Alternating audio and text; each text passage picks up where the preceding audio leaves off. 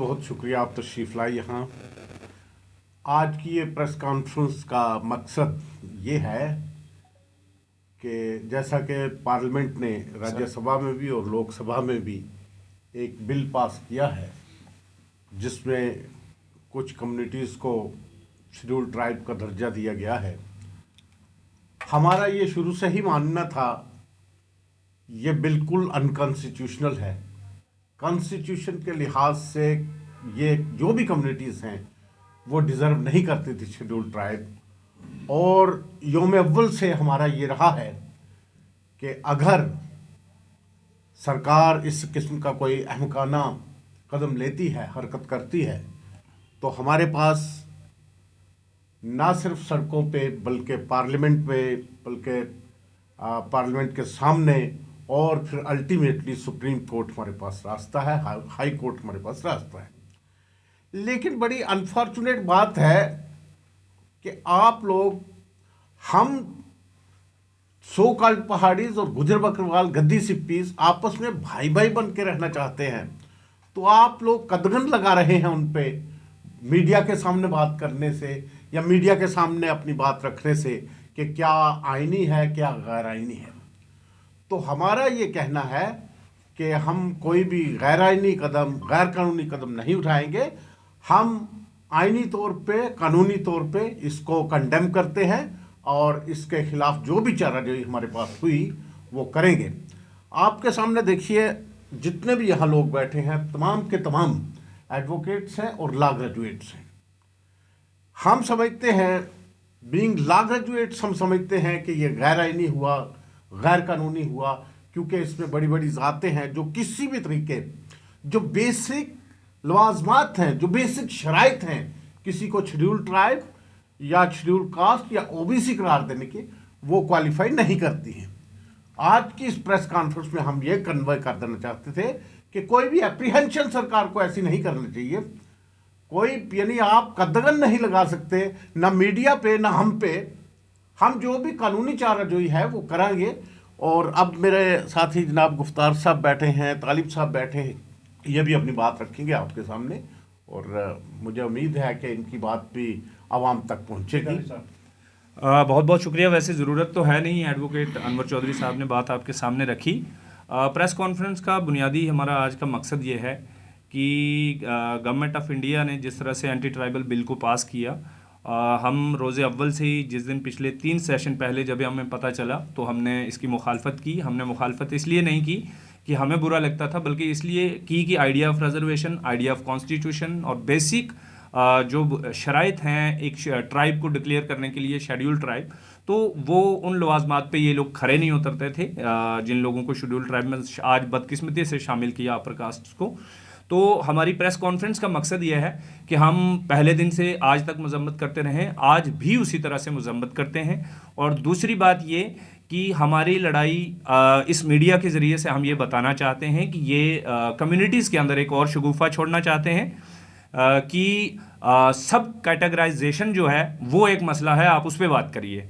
देखिए, सब कैटेगराइजेशन हमारा मसला ही नहीं है। आप उसमें कैटेगराइजेशन करिए ना करिए, हमें शुरू से पता था नहीं करेंगे, लेकिन हमारे दूसरे पहाड़ी भाइयों से कहा गया कि अलग ब्लॉक बनेगा। लेकिन आप देखते हैं कि प्रेसिडेंट ऑफ इंडिया का अभी जो आपके सामने आया है गैजेट में, तो उसमें देखिए कि कोई कैटेगराइजेशन नहीं है, सबको एक ही बाड़े में रोक दिया, बीच में पहलवानों को छोड़ दिया है। हम बेचारे अधमरे जो हैं वो भी वहाँ पे हैं, तो कह दिया कि अपने अपने आपके हकूक वही ले जाएगा जो सबसे ज़्यादा ताकतवर है, तो ऊपर बिठा दिया है 2-4 पहलवानों को।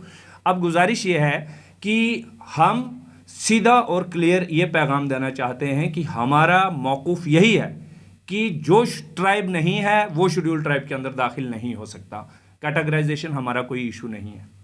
अब रही बात दूसरी की, अब हमें आगे लाएअमल क्या है, इंशाल्लाह आने वाले वक्त में हमारे सीनियर जो वकीला हजरात हैं वो यहाँ पे मौजूद हैं। हमने सड़कों पे भी लड़ा, आगे भी इंशाल्लाह ज़रूरत पड़ी तो देखेंगे। और दूसरी सबसे अहम बात, इस मुल्क की अदालतों पे हमें यकीन है इंशाल्लाह।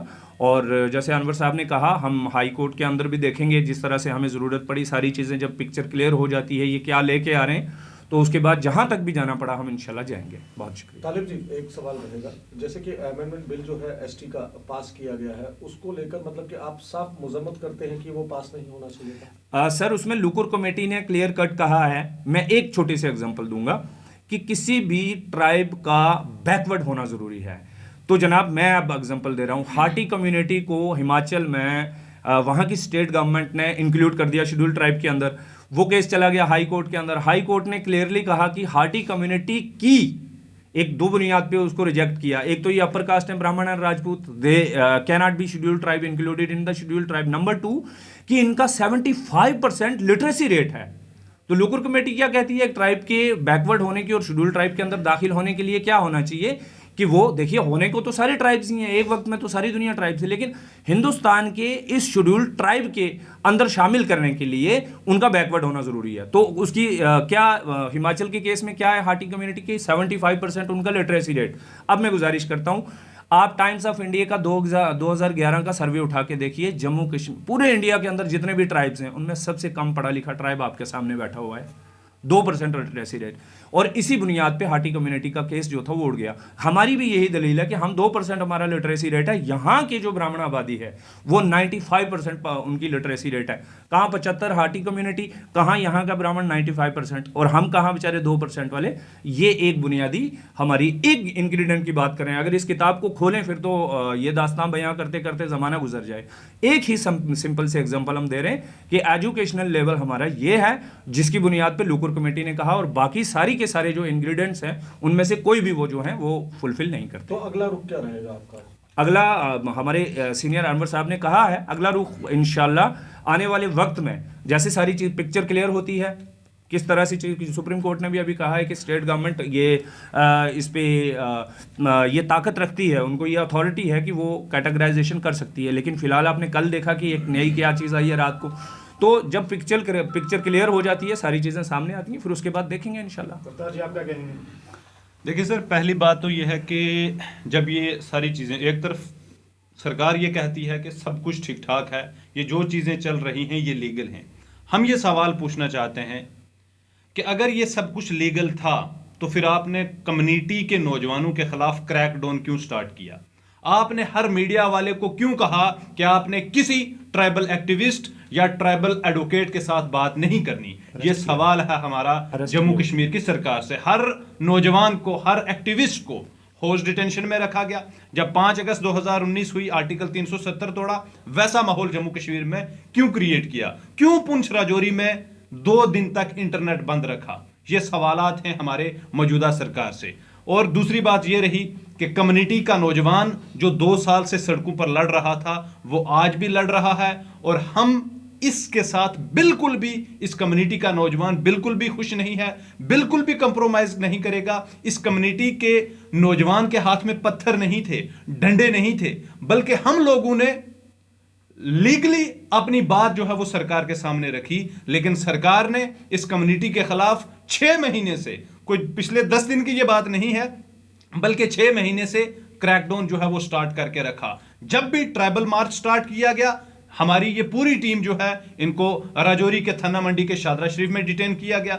जहां जहां हमारे नौजवान हैं, पिक एंड चूज करके उनको जो है वो लगातार हरास किया जा रहा है। तो अरेस्ट किया वुकला हजरात, मतलब दिस इज वेरी अनफॉर्चुनेट कि वकील जो है हमारे, आज आप उनको भी अरेस्ट कर रहे हो। मतलब आप बताना क्या चाहते हो, साबित क्या करना चाहते हो? साबित आज यही करना चाहते हो कि आप गलत हैं और आपने जम्मू कश्मीर की गुजर बकरवाल कम्युनिटी के साथ धोखा किया है। और याद रखें, इस गुजर बकरवाल कम्युनिटी ने हर वक्त देश की बात की है, कॉन्स्टिट्यूशन की बात की है, आइन की बात की है, लेकिन तारीख में ऐसा पहली बार हुआ है कि इस कम्युनिटी के खिलाफ क्रैकडाउन मास लेवल पर स्टार्ट हो रहे हैं। और हम यही कहना चाहते हैं कि जो ये फैसला किया गया है, कम्युनिटी इसको कभी भी मंजूर नहीं करेगी। Thank you.